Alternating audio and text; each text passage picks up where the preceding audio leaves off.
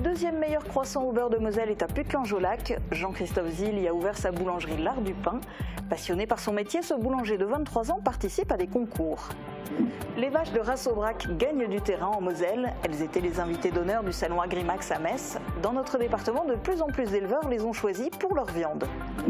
Une première à Sirstal. Pour Halloween, le Simsero fait transformer en fort de l'apocalypse. Les courageux visiteurs essayent de survivre à un virus pour ne pas être transformés en zombies.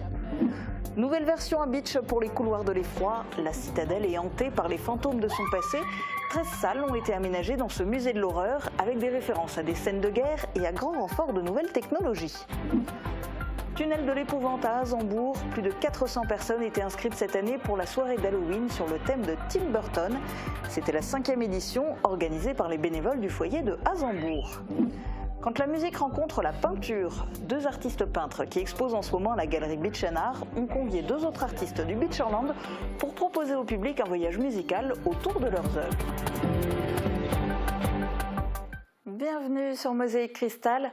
On parlera aussi de poèmes avec notre invitée du jour. Sylvie Mave est une poétesse de Olvin. Elle nous parlera notamment de son recueil qui vient de paraître, Papier de verre. On commence cette émission non pas avec un artiste, quoique, mais en tout cas un artisan.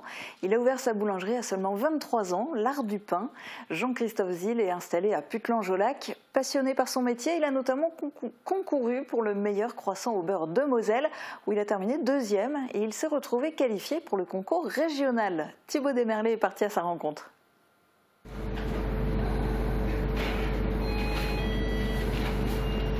Faire un croissant, c'est tout un art pour Jean-Christophe Zil. Ce jeune boulanger et gérant a ouvert son commerce le 23 avril 2024 à seulement 23 ans. Ses parents ont 35 ans de métier derrière eux. Il a suivi leurs pas. Depuis tout petit, mes parents avaient une boulangerie située au Val d'Aigueblange. Donc je suis tombé là-dedans depuis tout petit, donc j'ai toujours connu ça, la boulangerie, le monde de la boulangerie. J'ai passé mon CAP boulanger au lycée professionnel Simon Lazare à Sarreguemines. Ensuite j'ai continué mes études en passant le brevet professionnel au CFA Ernest Meyer à Metz. Dans ce métier j'aime tout ce qui est théorique, le contact de la pâte, se lever le matin, travailler, voir le résultat qu'on obtient, donc tout un enchaînement de choses qui font que j'aime ce métier et que j'ai toujours voulu faire ça et que je ferai toujours ça. Jean-Christophe a participé à plusieurs concours, notamment celui du meilleur croissant au beurre de Moselle. Alors le croissant au beurre, c'est un incontournable de la boulangerie, c'est une spécificité que moi j'adore travailler, donc le métier de tourier, donc c'est un métier qui consiste à faire toute la viennoiserie, toute la partie viennoiserie de la boulangerie, du croissant au beurre, croissant au chocolat, croissant amande et j'en passe. Donc j'ai fini à la 2e place du meilleur croissant au beurre de la Moselle. C'était un concours qui consiste à faire un croissant pur beurre courbé entre 55 et 65 grammes. Alors oui, j'ai été sélectionné pour le concours régional du meilleur croissant au beurre. Pareil, là, le seul changement qu'il y a, c'est qu'il faut aller sur place directement faire les croissants.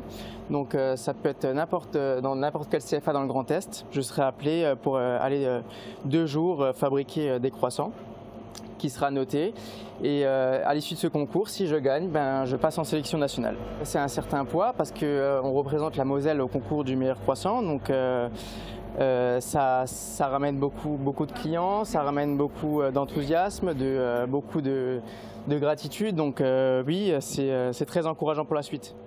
J'ai actuellement participé au concours de la meilleure tradition. Bon, j'ai pas fini dans les 3 premiers, mais c'est partie remise pour l'année prochaine et on espérera faire mieux. Pour faire tourner sa boulangerie-pâtisserie, Jean-Christophe a embauché un boulanger, une pâtissière et 2 vendeuses à temps plein. La suite pour moi, c'est continuer à faire grandir l'entreprise et continuer à proposer des produits de qualité à mes clients, donc des farines label rouge, labellisées CRC, des farines biologiques et plein de bonnes choses. Et tout ira bien. Côté agriculture, vous connaissez sans doute les fameuses races bovines charolaises et limousines, mais peut-être moins la race Aubrac. Originaire du Massif central, elle gagne peu à peu le cœur de nos agriculteurs. En fin de semaine dernière, elle était mise à l'honneur lors du salon Agrimax au parc des expositions de Metz. Reportage de Colline L'Expert. Grâce à ses yeux maquillés de noir, on la reconnaît au premier coup d'œil.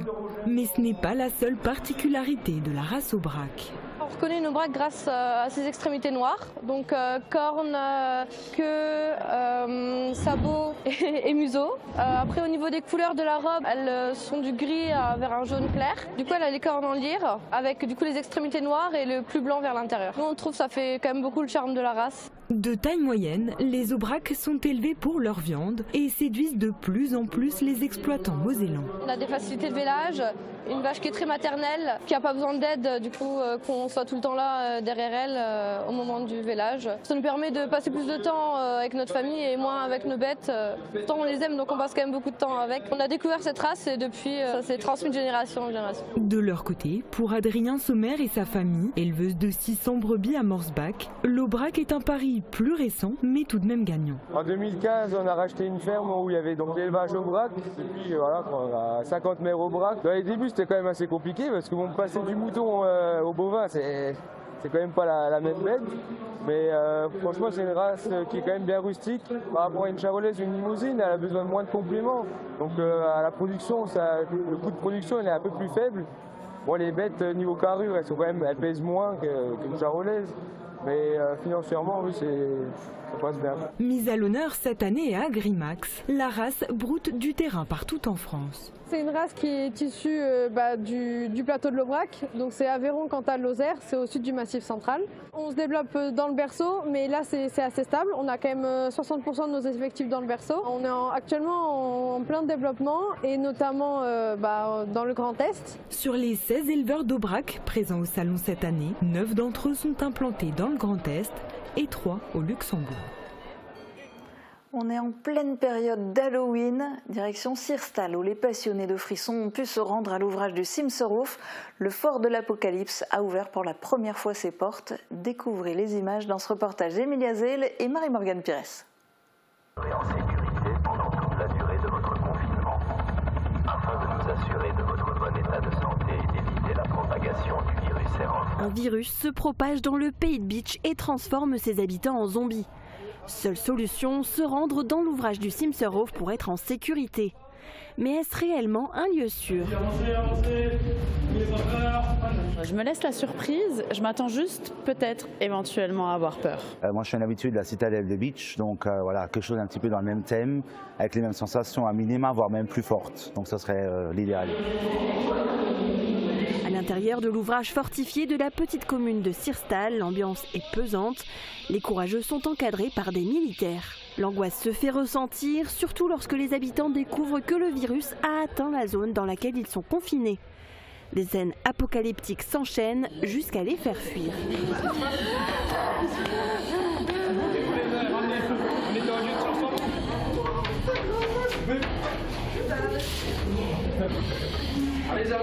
Pour une première, on voit vraiment qu'il y a eu des gros efforts qui ont été faits. Vraiment, le décor, il est top.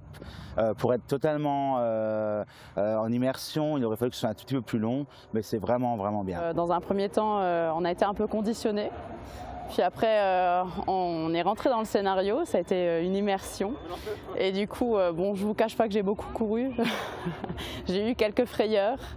Et du coup, et d'être dans ce cadre-là, en fait, et de découvrir aussi le site par ce biais-là, je trouvais ça hyper intéressant.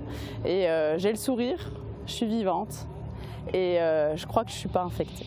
Le monument historique accueillera les courageux jusqu'au 2 novembre. Arriveront-ils à enfin éradiquer le virus ?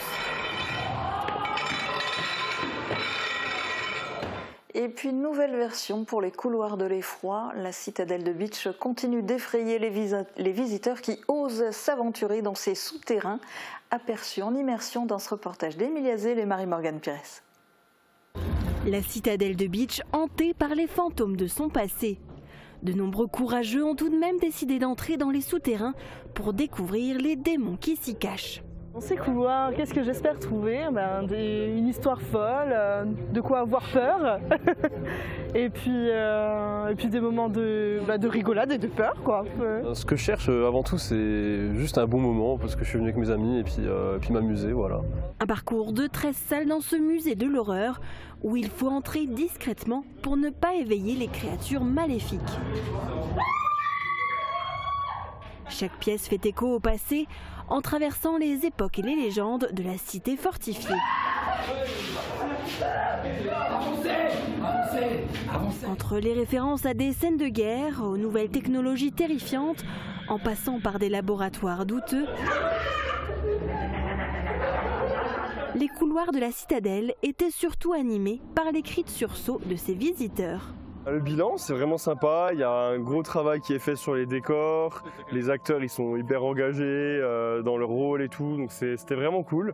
Je m'attendais à peu près à ça et je suis pas déçu. C'était sympa, on a bien rigolé, on a eu peur aussi. J'ai un peu mal à la gorge d'avoir crié un petit peu. Et c'était vraiment sympa, j'ai passé un très bon moment. J'ai bien aimé, les acteurs étaient vraiment géniaux, les décors incroyables et puis un petit peu peur aussi, surtout au moment avec la tronçonneuse, j'avoue que j'ai quand même eu peur. Donc voilà, c'était sympa. La citadelle restera hantée jusqu'au 2 novembre, avant de retrouver peut-être sa paisibilité. De l'autre côté de l'arrondissement, on fête aussi Halloween. C'est la 5e année que le foyer de Hazembourg organise une grande soirée pour les enfants et les parents. Et chaque année, le foyer met la barre un peu plus haut dans le dispositif. Reportage de Thibaut Desmerlet. Petits et grands étaient impatients de rentrer dans le tunnel de l'épouvante. Ce sont plus de 400 personnes qui se sont inscrites pour la soirée d'Halloween sur le thème de Tim Burton, organisée par le foyer de Hazembourg. La première édition s'était déroulée chez un particulier. Au fur et à mesure des années, l'événement a pris de plus en plus d'ampleur. Pour la 5e, les bénévoles ont eu 3 week-ends entiers d'installation pour les décors et les animations. Château gonflable, cinéma ou encore des contes, plusieurs activités étaient proposées pour les enfants. 16 bénévoles étaient présents pour assurer l'organisation, la restauration et la figuration. Les recettes de la soirée iront directement au foyer pour notamment mettre en place des actions solidaires. Allez, on change d'univers. Dans un instant, place à la poésie avec l'invité du jour, juste après les prévisions de Météo France pour demain. Couverture et zinguerie, une toiture Moder Habitat apporte sécurité, protection et pérennité par tous les temps.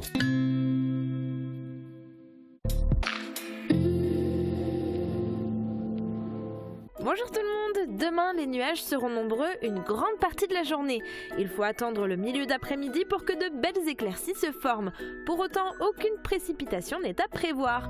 Côté température, les minimales iront de 8 à 9 degrés et les maximales de 15 à 17 degrés.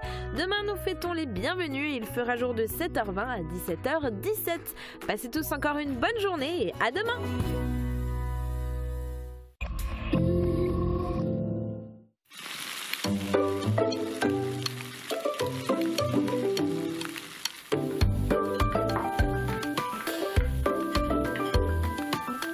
Retrouvez le goût des plats traditionnels qui réchauffent le cœur à l'Auberge du Moulin des Juilaires. Notre restaurant vous accueille dans une atmosphère chaleureuse où chaque repas vous apporte le sourire. L'Auberge du Moulin des Juilaires, un retour aux saveurs authentiques, tout en douceur. La Toussaint est l'occasion de rendre hommage. Les pompes funèbres de la chapelle vous accompagnent en vous proposant le nettoyage, le fleurissement et l'ornement des tombes. Ces services trouvent leur sens à l'approche de la Toussaint et ils sont également disponibles toute l'année. N'hésitez pas à nous contacter ou à vous rendre directement sur place, au cœur du village de Grosse-Blie-d'Estroff, en face de la chapelle. Les pompes funèbres de la chapelle, nous vous accompagnons en toute dignité, 24 heures sur 24 et 7 jours sur 7. Je pense que j'aurais besoin d'appareils auditifs, mais c'est sûrement trop cher et ça n'entrera pas dans mon budget. Un problème d'audition n'est pas à prendre à la légère. Il doit être traité au plus vite.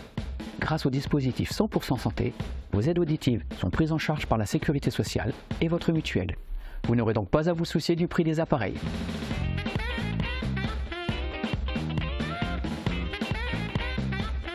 Envie d'apprendre, de progresser tout au long de votre vie? Rencontrer, échanger et vous faire plaisir? Pas besoin de diplôme. L'Université populaire Sarreguemines-Confluence vous propose cours, ateliers, conférences et sorties. Renseignements sur notre site upsc-asso.fr.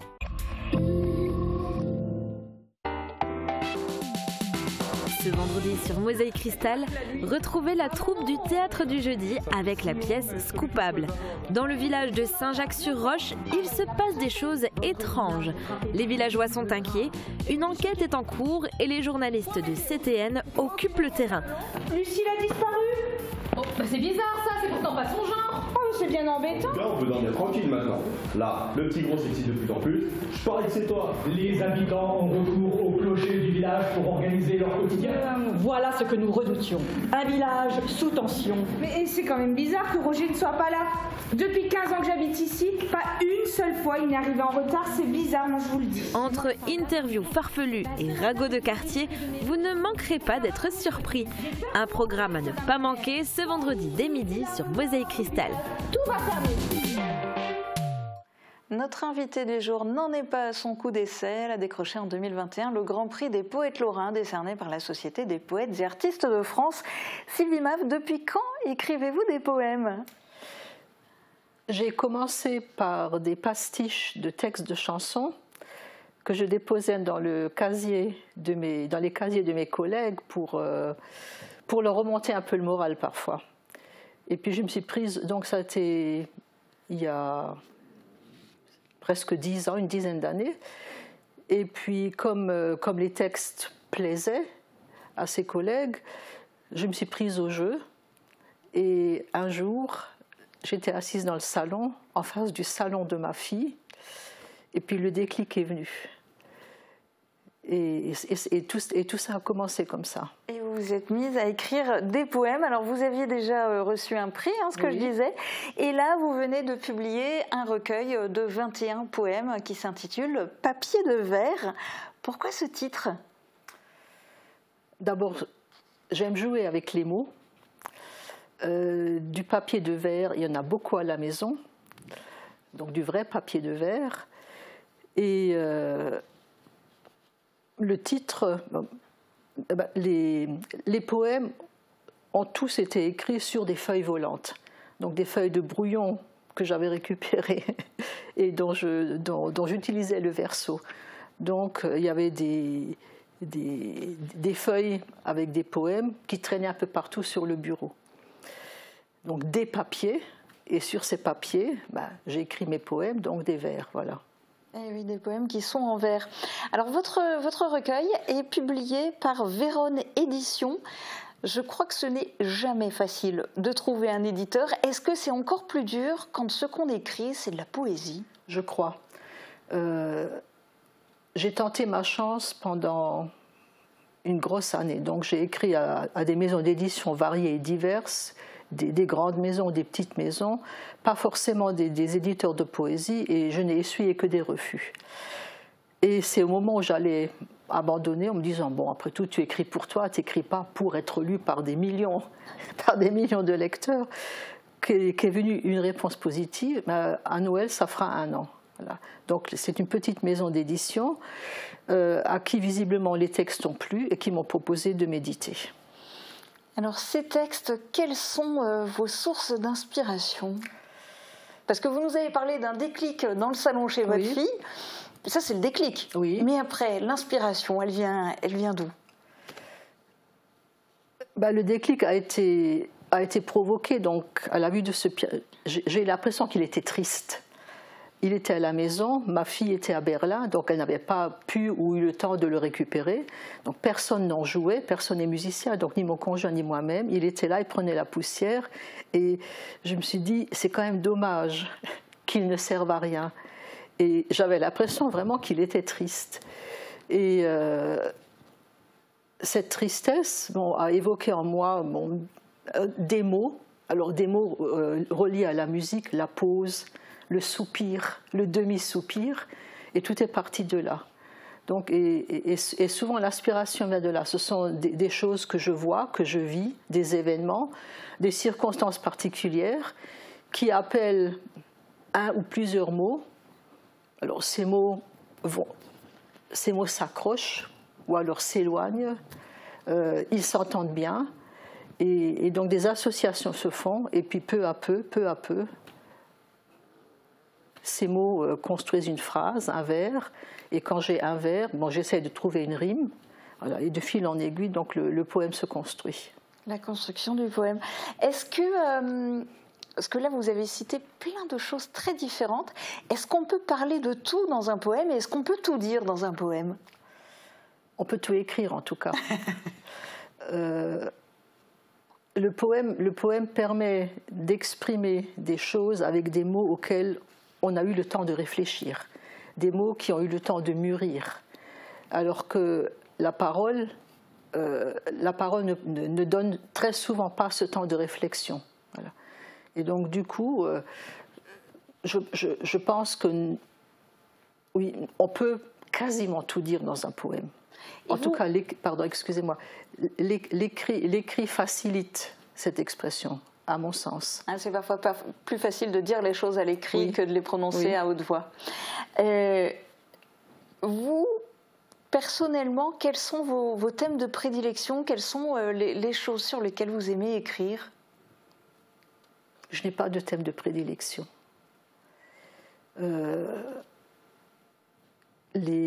Ces poèmes-là parlent un peu de tout. Alors, il y a la nature, il y a des expériences que j'ai vécues, des expériences que des gens proches de moi ont vécues et dont je me souviens, et qui restent accrochés parfois dans la mémoire et qui stimulent la production, je veux dire, de mots, de vers et puis de poèmes. Donc je n'ai pas un thème de prédilection. Bon, alors quel est votre coup de cœur? Est-ce que vous pouvez nous lire un de vos poèmes? Oui. Alors, tous les poèmes ont été des coups de cœur au moment où ils sont arrivés dans ma tête. Mais celui que je vais vous lire, donc c'est celui qui a déclenché la production des poèmes qui ont suivi les 5 premiers que j'avais écrits. Voilà. Donc c'est de là que tout est parti. Donc en écrire d'autres, le plaisir d'en écrire d'autres, et puis l'idée qui a germé par la suite de les éditer, de les faire publier. Dans la rumeur du soir, la plume sur la gorge, ce soir, j'attends la muse. Au tintement vespéral des sons de l'Angélus, au rire franc des voisins qui trinquent dans le jardin, au cri du coq qui clame le jour à son déclin, au coup d'horloge frappé en quart d'heure sur la cloche, au grondement lointain de l'orage qui approche, au feulement étouffé d'un moteur sur la route, au vacarme des enfants qui fuient les premières gouttes, au chant d'oiseaux épars qui bruissent dans le feuillage, au claquement de la pluie qui tombe sur le dallage, au frôlement d'ailes sur mes épaules, elle est venue. Il est très joli.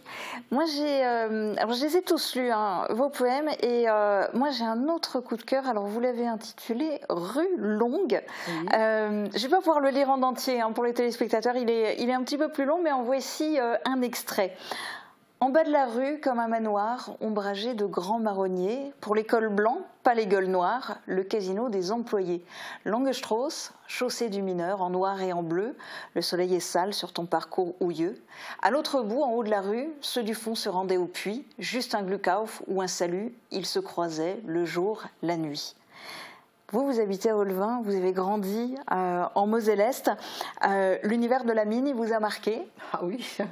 Je suis née, j'ai grandi à Merlebach, donc qui à l'époque était le centre du bassin houiller lorrain. Et la rue où j'ai habité enfant était la rue Longue, que tout le monde appelait Langestrauss, puisque je suis née à une époque où la langue usuelle était le plate, le patois. Donc c'était Langestrauss. Et forcément, ça a marqué aussi votre enfance. Alors, aujourd'hui, vous êtes à la retraite, mais vous étiez professeur agrégé d'allemand. Vous avez enseigné en collège, en lycée, même à l'université. Pour vous, c'était malgré tout une évidence d'écrire en français, ou bien vous avez aussi déjà écrit en allemand? J'ai écrit en allemand jusqu'à présent uniquement des poèmes pour les enfants de mes amis. J'ai des amis qui sont allemands, dont les filles sont bilingues, mais qui habitent en France, à Lyon en l'occurrence. Donc, elles entendent moins parler l'allemand que lorsqu'elles habitent à Sarreguemines. Et c'est pour garder cette langue allemande vivace chez les filles. Donc, elles parlent allemand avec leur mère, bien évidemment, mais le fait qu'il y ait des amis qui parlent aussi cette langue, à mon avis, permet de les conforter dans le maintien de leur langue maternelle. Donc oui, pour les enfants, j'écris des poèmes en allemand. Qu'il faudra peut-être songer à faire éditer aussi. Oh là. Est-ce que vous avez d'autres projets d'écriture? Vous continuez? Oui, je continue. C'est ardu. Toujours des poèmes? Surtout des poèmes, oui. Donc j'en ai quelques-uns en préparation. J'en ai 2, 3 qui sont terminés. J'essaye maintenant d'écrire de la fiction. Mais quoi qu'il en soit, que ce soit de la poésie, de la fiction, c'est très très dur d'écrire. L'aspiration ne tombe pas des nues. Eh bien, bon courage et bonne continuation. Et merci beaucoup d'être venu nous en parler sur ce plateau. On va maintenant faire un voyage musical. Les artistes peintres Marie-Claire Delinger et Marie-Madeleine Biache, qui exposent en ce moment leur tableau à la Galerie d'Art de Bitche, ont organisé une rencontre avec le public. Vendredi, c'était un voyage musical autour de leur peinture avec 2 autres artistes du Beacherland. Reportage d'Emilia Zell. La galerie Bitche et Art a proposé vendredi un moment de détente en musique au public. L'événement intitulé « Quand la musique rencontre la peinture » s'est fait en petits groupes sur plusieurs créneaux horaires l'après-midi. Marie-Claire Delinger et Marie-Madeleine Biache exposent depuis fin août leur collection de tableaux. Elles ont invité Doris Arbogast et Jacques Pell pour interpréter des morceaux de musique à la flûte accompagnés de poèmes. Dans vos désirs fougueux vous cause de plaine, c'est le balancier qui vous gêne, mais qui fait aussi votre sûreté. Pour leur création, les 2 musiciens se sont inspirés des couleurs et des sentiments procurés par certains tableaux de l'exposition.